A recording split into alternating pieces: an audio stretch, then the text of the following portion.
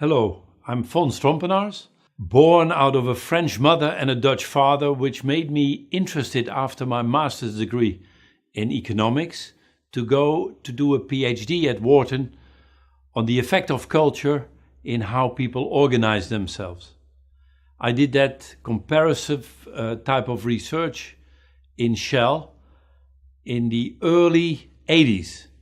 I joined Shell for 9 years to work in HR, to apply my thinking in what can we do internationally to make human resource systems effectively. Thereafter, I came into training, keynote speeches in the area of culture and the rest. I spent 21 years in America, which gave me quite a culture shock.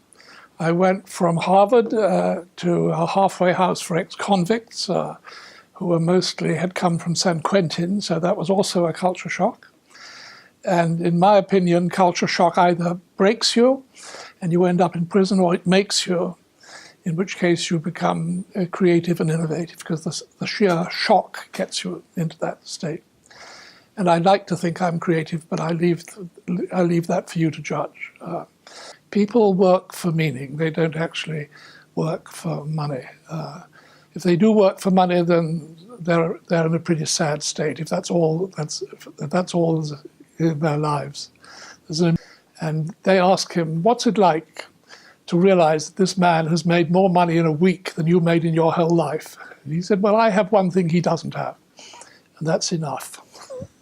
So I think having enough is important. If you have enough money, you will become creative, and you won't worry about money, and you will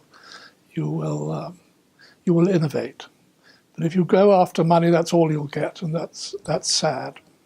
You can't really have an individual without a community. We're all born into a family. In my case, I'm 81 in a few weeks' time. I won't be here all that much longer. And all that will remain of me is what I have left with a community. So there is no individualism without communitarianism. They are like two sides of the same coin. They are opposite ends of one continuum.